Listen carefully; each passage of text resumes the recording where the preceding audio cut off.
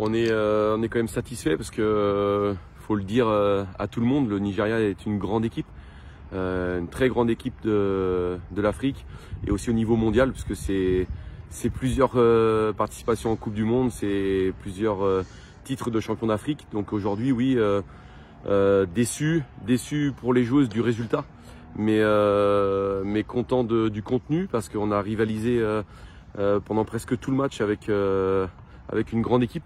Et je crois qu'on se prouve match après match qu'on est à la hauteur, tout simplement.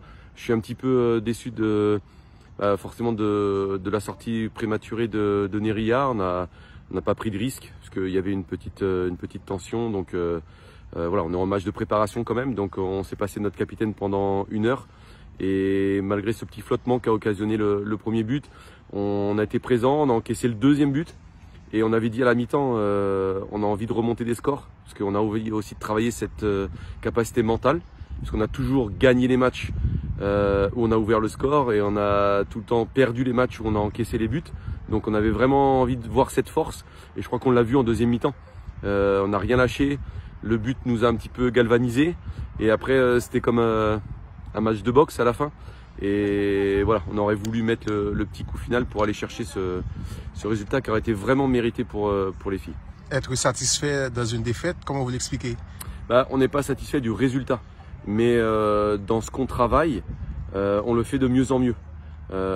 Donc le faire bien contre Chili ou le faire bien contre Sénégal, on est très satisfait. Mais quand on le fait bien face à des tops équipes mondiales, on se dit qu'on progresse. Donc on est satisfait du contenu du match et de ce que les joueuses apprennent. Après, on n'est pas du tout satisfait du résultat parce que vous l'avez vu, on a poussé jusqu'à la dernière seconde, on a donné toute notre énergie parce qu'on veut la victoire, et chaque match qui commence, quel que soit l'adversaire, on a envie de gagner. Et je crois que ça sera ce qui va nous animer jusqu'à la Coupe du Monde. Pensez-vous que les résultats auraient été différents s'il y avait la VAR?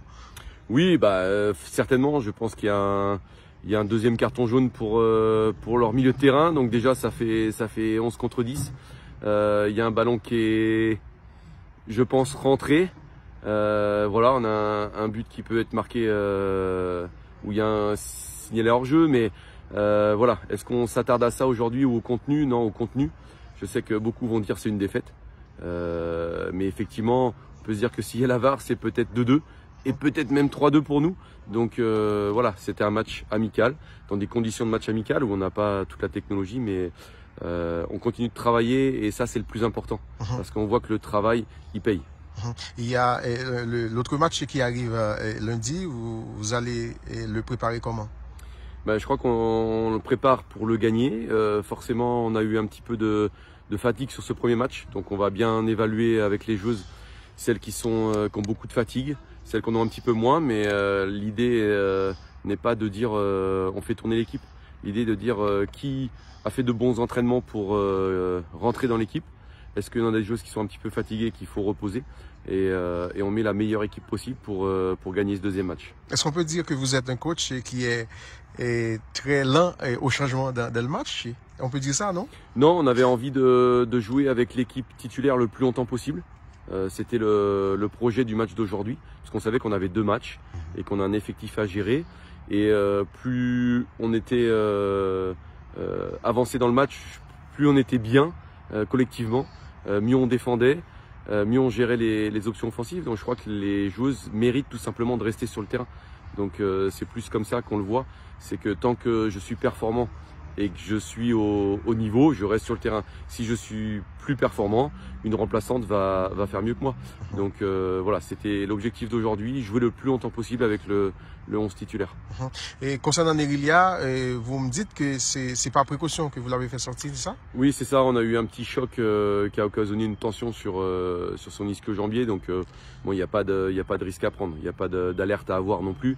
Mais je crois que tout comme on l'a fait pour Tabitha avant le match, on l'a fait pour Neria et pour Ketna aussi, qui a eu une petite douleur à la cheville. On prend aucun risque, et on doit aussi être dans la précaution de ces fenêtres internationales, parce qu'on sait qu'il y a des matchs de championnat et qu'il y a des gros matchs en club qui arrivent derrière. Merci beaucoup. Merci.